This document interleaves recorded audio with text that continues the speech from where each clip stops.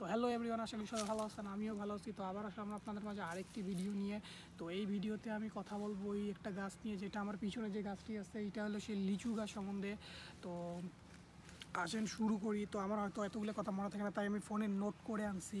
তো এখানে বলতেছি যে লিচু গাছটা আছে, এই লিচু গাছটা দক্ষিণ পূর্ব চীনের কুয়াংতুং এবং ফুচিয়েশন প্রদেশের গ্রীষ্ম ও মণ্ডলীর অঞ্চলের স্থানীয় উদ্ভিদ। তো মেইন এখানে যে লিচু গাছটি সর্বপ্রথম মানে আর কি মানে চিহ্নিত করা হয়েছে সেটা হলো দক্ষিণপূর চীনের কুয়াংতুং এবং ফুজিয়ান প্রদেশের গ্রীষ্মকালীন অঞ্চলের একটি উদ্ভিদ তো জানেন কি উদ্ভিদ মানে হলো গাছ।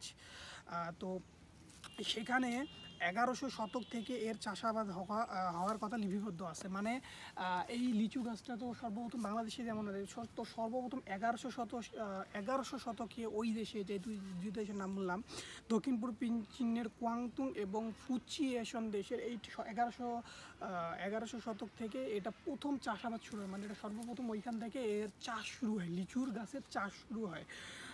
তো চীন হল প্রধান লিচু উৎপাদনকারী দেশ,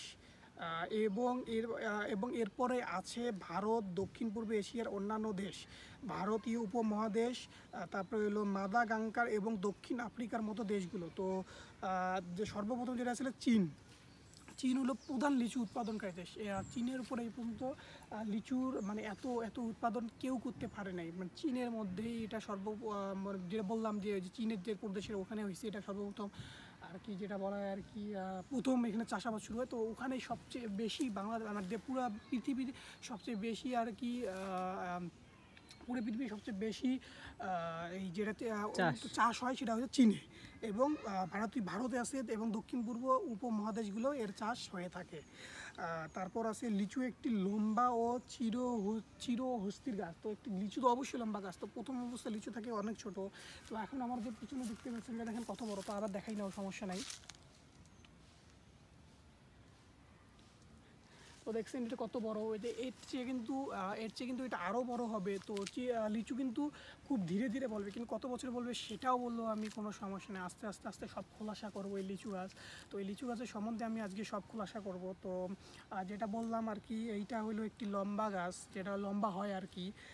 তারপর হইলো এই গাছ থেকে রসালো শ্বাসযুক্ত ছোট ছোট ফল পাওয়া যায়। মানে যেটা বলতে চাচ্ছি এটা হলো লিচু। আর লিচু একটু রসালো হয়, মানে ভিতর যখন আপনি উপরে ছালাটা ছিঁড়বেন তখন ওর ভেতরে কিন্তু অনেক রস থাকে। আর মানে ছাল যেটা আছে, ছালের ভিতরে থেকে অনেক রস থাকে। তখন ছালটা ছিঁড়বে তোমার আমার হাত পানি বা মুখ পানি দিয়ে ভর্তি হবে। মানে এটা অনেক রস, এটাই বলা হয়েছে। এই গাছ থেকে মানে হইলো এই গাছে যেটা বলা হয়, তখন এই গাছে এখন আমি আরও সম্বন্ধে বলবো।